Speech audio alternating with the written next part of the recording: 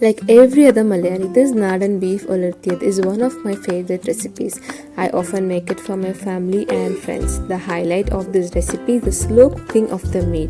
It's first cooked in a pressure cooker and then roasted in coconut oil with ginger, garlic, onions and spices. It's aromatic and goes well with rice or parotas.